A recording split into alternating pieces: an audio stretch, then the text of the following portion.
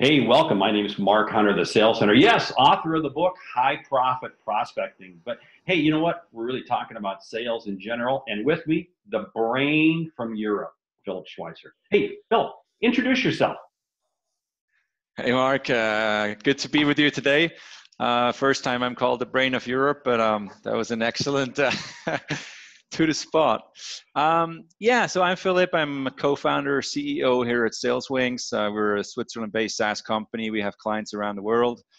I have a hospitality background, and that's really what got me into sales, because hospitality is all about people, and as you know, and so. I'm full throttle today, flying to San Francisco tomorrow to your country. There you go. Hey, to the brain of USA. that's right. Well, and that's why I wanted to really talk with you today, because you have a chance to really talk to salespeople all over the world. You're based in Switzerland, but you're in the U.S. a lot. What are the challenges? What's the big issue? What's the big problem salespeople have when it comes to prospecting? Well, I think there's a lot of different problems, and a lot of them start with a managerial problem. So it's not having the right tools in place, not having a clear process defined, not guiding the salesperson enough in how to go about prospecting. So of course it changes with the size of the organization. I mean, we have a lot of smaller clients, 5, 10 people sales teams, and we got some of the much bigger ones. We sell technology, and I'm happy to say that if you're a small business listening today, even bigger companies still struggle deploying technology the right way, because it's never really a technological issue; it's a process issue. So prospecting, there's a lot of issues, and one is quite interesting, is what you wrote about recently in one of your newsletters that I read all the time. It's prospecting paralysis. And prospecting paralysis is something anybody can experience. So at one point is some days are just not rolling. You should be prospecting. You're not going out there. You're just not executing. And to execute, you need motivation. You need leads. You need idols, and a lot of hard work to make it happen. Hey, you just said quite a few different things. You talked about management being the problem. You talked about process being the problem. You talked about tools. You talked about everything. Let's kind of blow a couple of these apart. The process, because this is what I see so often, that the process just doesn't work. But the process gets blamed for a lot of things when it really comes down to how is the person using whatever process, whatever tools they have.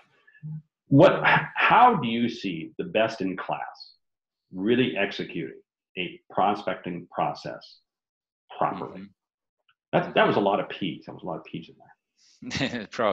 Prospecting process properly. I think it starts all with knowing how your customers buy, understanding how to take their decisions. And once you do know that, you can adapt the way you reach out to them, and knowing that is a process. You need to figure that out first. So I think that the younger companies need to have a lot of internal conversations on what is working for you. How did you go about that? How did you land that lead? How did you get that? So it's about a sales culture inside the company, and a culture of exchange, and then of course consolidating the process and aligning the team around it. I think that's very important. Is that people know what the process looks like, and have them understand why this is the process, and then in order for them to believe in it and follow them. Yeah. Is this a challenge that you see in not only large companies, but also small companies? Well, so I have mostly worked in small businesses. Small businesses tend to be a little bit wilder. I think the bigger the company is, the more you have standard operating procedures. You're channeling salespeople into process, as well with technology, with sales outbound tools where they just do task, and so on. But I think in smaller businesses, it's probably much more difficult to establish a certain process, because everybody's a little bit on its own. You got 5 people, and salespeople work a little bit in their corners, and most founders are not salespeople. So if you got small companies, it's the founders managing the sales team. It could be technical guy, it could be someone, so they depend on external mentorship. So yeah, so it's I can more speak about small companies, to be honest. So maybe question back to you. I mean, what's your experience working with bigger companies around that topic? Well, I mean, what's funny is I see the same thing, just what you described. The bigger company may have a more formal process, but boy, there are still a lot of wiggles and shakes in there. And it really comes down to that individual salesperson or that sales team being disciplined and focused.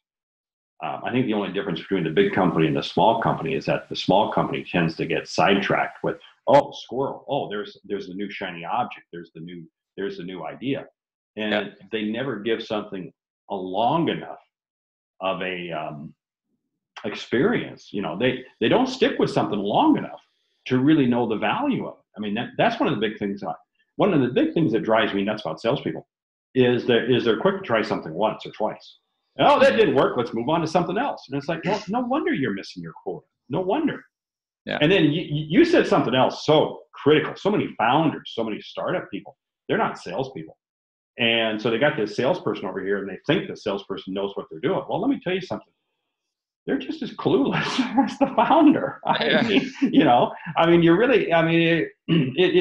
really, discipline and focus. Yeah. So critical. For sure. Yeah. For sure. Yeah. Hey, Yeah, go ahead. You've got a cool tool, because I want to spend a couple minutes talking about your cool SalesWings app. And that's right. That's my logo. Yeah, that is your baby. So, hey, talk to us a little bit. How does that work, and how does that fit into the cadence of really creating the sales process? Exactly. So, when I started out my career, somebody would tell me, salespeople can be the people who earn most in companies. They will earn more than the CEO if they're good. So they're expensive if they're good, but even if they're not good, their time is very valuable.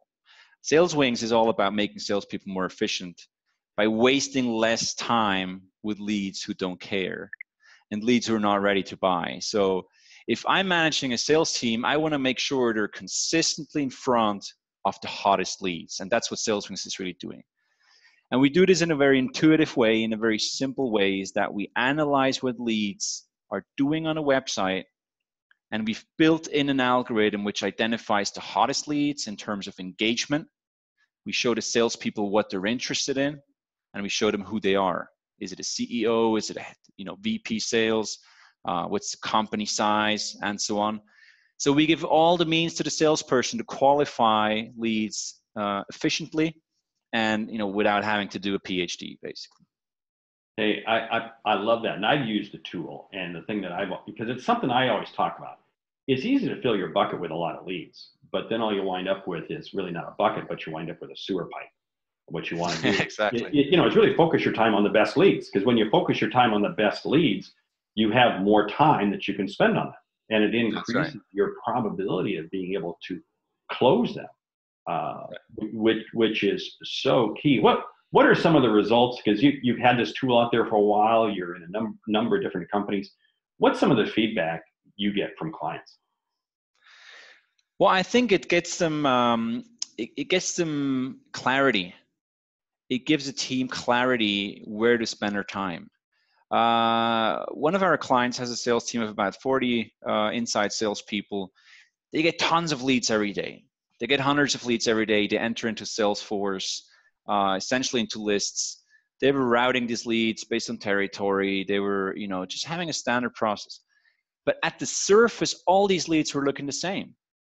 And they just didn't have a view on, is lead A better than lead B, and why is that? So of course they get certain data they collect in a form and so on. So this is just the basics. SalesWings came in, every lead coming in through a form, we immediately said he's a hot lead or he's not. And we do that just based on what he's been doing on the website activity before, using advanced predictive analytics. And while the technology is, complex and intelligent in the back, we make it very easy. We mark every hot lead with a flame, and we say that's a hot lead. So if you're a salesperson, you don't care about, having all this data everywhere and trying to, think, okay, so what is this going to mean? We provide them with first level list, hot leads at the top. Salespeople dove into that list and started closing more deals. And we did a proof of concept with 7 people, and they close, on average, they would close about 30 deals a month. It was quite a transactional sale, online education. We increased that deal closing rate by 20% in 2 months, on average per sales rep, just by having a quick way to prioritize. Smaller businesses who deal with less leads also get another benefit of, website tracking. So SalesWings is building a radar on a website. Every lead you're tracking, and you're tracking them with forms, you're tracking them with your MailChimp, you're tracking them with Gmail or your sales tool. SalesWings integrates into everything. Once you get leads tracked, it builds that radar over time. It's the clients deciding on the agenda. It's not you. You can shorten that sales cycles with good advice. You can proactively support that salesperson. But the buyer decides when he wants to buy and when he's ready. So, if they say today, they say no to you, it doesn't mean no, it means not now. So SalesWings will notify the sales rep in 2 months, in 3 months, in 6 months, and says, hey, Joe's back on your website.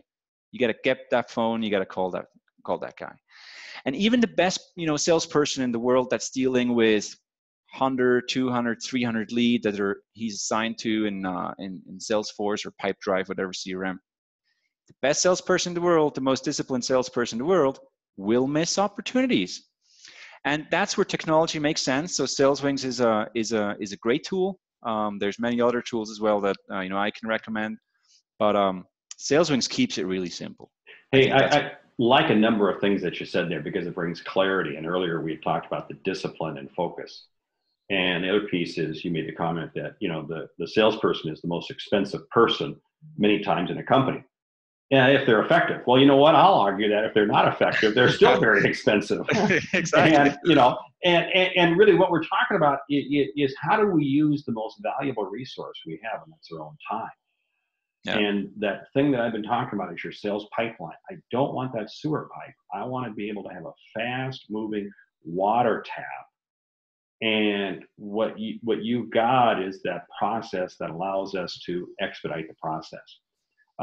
It's interesting. We've got to wrap this up here in about 30 seconds, but it is so interesting how sales continues to evolve, yet it really comes down to one simple thing. It's using our time in the most effective manner. Hey, share with the audience, what's one sales idea? What's one sales thing that you've seen work, regardless of any tools, that you'd say, hey, salespeople got to be doing more of to be more effective? So there's a very simple sales technique I like. It's called the double dial. The double dial is creating urgency on the buyer side. If you're calling a lead from number, which the person or the prospect has never seen, can't blame him not to pick up. We all get so many calls and so on. Just another salesperson. If you dial that number, you don't get an answer. Just pick up the phone again and dial it again. 20 seconds later. That creates urgency. This may be an important phone call, and you'll get more connect rates. Hey, if you of course, leave a voice message. But the double dial is a great technique. Hey, that is a different strategy. Hey, Philip Schweizer, SalesWings app. My name is Mark Hunter. This is another kind of a quick interview to really help you be selling more efficiently, because really what it comes down to, the role of sales is how do we help our customers find and achieve and really do things that they didn't think was possible. And that's really what we've been talking about here today. Sales is absolutely unbelievable. Great selling. Great selling. Thanks, Mark.